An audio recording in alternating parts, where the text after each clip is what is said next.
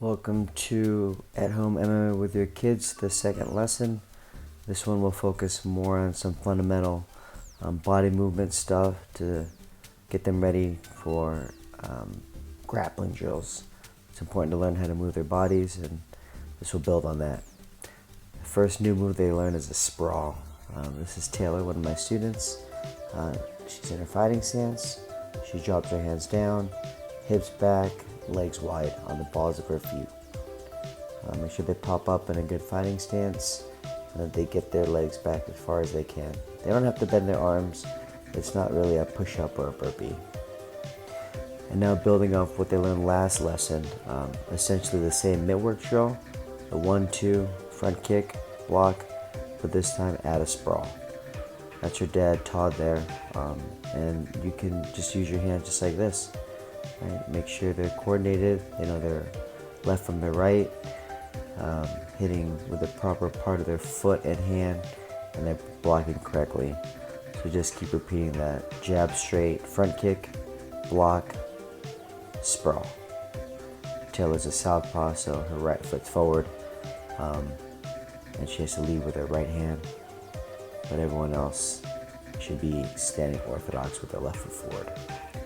So just a couple minutes, just to get warmed up and retain the lesson they did from the first video, working on the fundamental striking, but also adding a sprawl. This is a butt scoot. So this will lead to our technical getup in the next video, but essentially scooting on their butt, going backwards. Make sure they keep their other hand up. That way they can prevent against attackers, someone standing over them trying to punch them. They keep their hand up and block their face. And make sure your child doesn't put their hand too far back behind them. They have to have good posture as they push off their leg that has the knee up.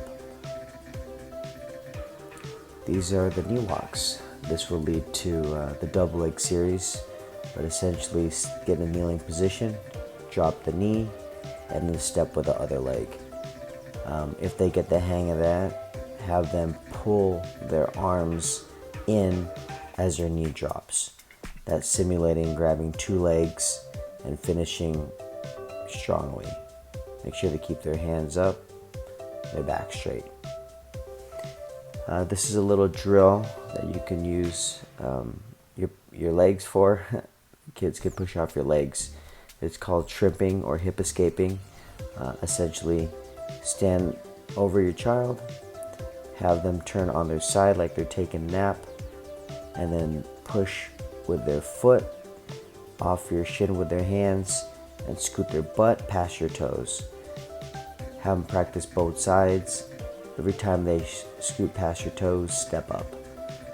Make sure they keep their elbows tight, and they're pushing off one foot.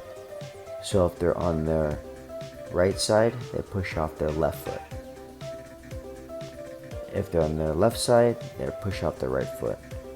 Really get their foot near their butt so they can push off the balls of their feet. And finally, your child has earned their game. This is called steal the tail.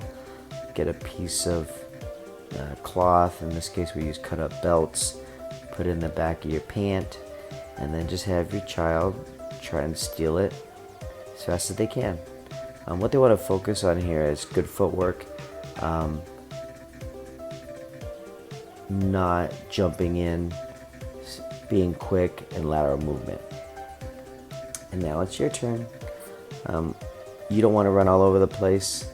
Stay in a tight circle and really practice having your child keep their hips back and having a good stance.